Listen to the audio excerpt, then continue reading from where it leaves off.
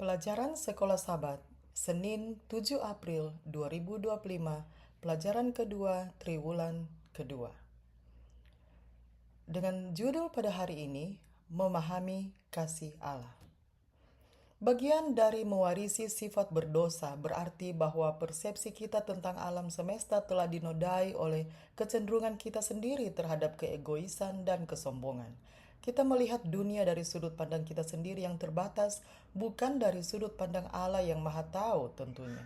Mungkin tidak ada konsep yang telah lebih dimiringkan oleh ras manusia yang berdosa selain daripada konsep kasih. Budaya populer cenderung mempromosikan pemahaman tentang kasih yang berpusat pada pemenuhan diri sendiri daripada orang lain. Pendekatan yang berpusat pada diri sendiri terhadap subjek ini membuat kita sulit untuk memahami bagaimana Tuhan memandang subjek tersebut. Memahami sifat dari kasih adalah kunci yang penting untuk memahami nubuatan Alkitab. Salah satu tema kunci dalam pertentangan besar adalah adanya kesalahpahaman yang substansial tentang karakter Tuhan. Ellen G. White mengakhiri ringkasannya tentang pertentangan besar dengan menulis, "Seluruh alam semesta sudah bersih. Suatu denyut keharmonisan dan kesukaan berdetak di seluruh alam kejadian. Dari Dia yang menciptakan semuanya mengalir kehidupan dan terang dan kesukaan ke seluruh jagat raya yang tidak ada batasnya ini. Dari atom yang paling kecil sampai kepada dunia yang paling besar, segala sesuatu yang bergerak atau yang tidak bergerak dalam keindahan yang tak terselubung dan kesukaan yang sempurna menyatakan bahwa Allah itu kasih adanya." Bacalah Kejadian 22 ayat 1 sampai 13. Penyebutan pertama tentang kasih dalam Alkitab ditemukan dalam Kejadian 22 ayat 2.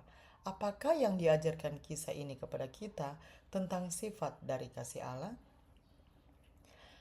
Saya baca dalam Kejadian 22 ayat 1 sampai 13. Setelah semuanya itu Allah mencoba Abraham. Ia berfirman kepadanya, "Abraham." Lalu sahutnya, "Ya Tuhan." Firman-Nya, "Ambillah anakmu yang tunggal itu, yang engkau kasihi, yakni Ishak. Pergilah ke tanah Moria dan persembahkanlah dia di sana sebagai korban bakaran pada salah satu gunung yang akan kukatakan kepadamu." Keesokan harinya, pagi-pagi, bangunlah Abraham. Ia memasang pelana keledainya dan memanggil dua orang bujangnya beserta Ishak anaknya. Ia membelah juga kayu untuk korban bakaran itu, lalu berangkatlah ia dan pergi ke tempat yang dikatakan Allah kepadanya. Ketika pada hari ketiga Abraham melayangkan pandangnya, kelihatanlah kepadanya tempat itu dari jauh. Kata Abraham kepada kedua bujangnya itu, "Tinggallah kamu di sini dengan keledai ini. Aku beserta anak ini akan pergi ke sana. Kami akan sembahyang. Sesudah itu, kami kembali kepadamu." Lalu Abraham mengambil kayu untuk korban bakaran itu dan memikulkannya ke atas bahu Ishak anaknya. Sedang di tangannya dibawanya api dan pisau. Demikianlah keduanya berjalan bersama-sama. Lalu berkatalah Ishak kepada Abraham, ayahnya, "Bapa." Sahut Abraham, "Ya, anakku." Bertanyalah ia, "Di sini sudah ada api dan kayu, tetapi di manakah anak domba untuk korban bakaran itu?" Sahut Abraham, "Allah yang akan menyediakan anak domba untuk korban bakaran baginya, anakku." Demikianlah keduanya berjalan bersama-sama. Sampailah mereka ke tempat yang dikatakan Allah kepadanya. Lalu Abraham mendirikan mezbah di situ. Disusunnyalah kayu, diikatnya Ishak anaknya itu, dan diletakkannya di mezbah itu, di atas kayu api. Sesudah itu Abraham mengulurkan tangannya, lalu mengambil pisau untuk menyembelih anaknya. Tetapi berserulah malaikat Tuhan dari langit kepadanya, "Abraham, Abraham." Sahutnya, "Ya Tuhan." Lalu ia berfirman, "Jangan bunuh anak itu dan jangan kau apa-apakan dia, sebab telah ku ketahui sekarang bahwa engkau takut akan Allah, dan engkau tidak segan-segan untuk menyerahkan anakmu yang tunggal kepadaku." Lalu Abraham menoleh dan melihat seekor domba jantan di belakangnya yang tanduknya tersangkut dalam belukar. Abraham mengambil domba itu lalu mengorbankannya sebagai korban bakaran pengganti anaknya.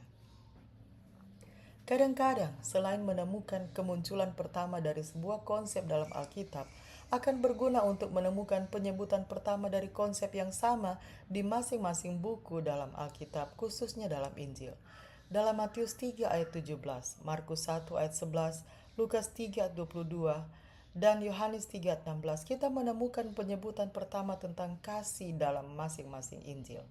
Misalnya, penyebutan pertama tentang kasih dalam Yohanes 3 ayat 16, sangat mencerahkan. Tampaknya menyinggung kisah Ishak di atas mezbah.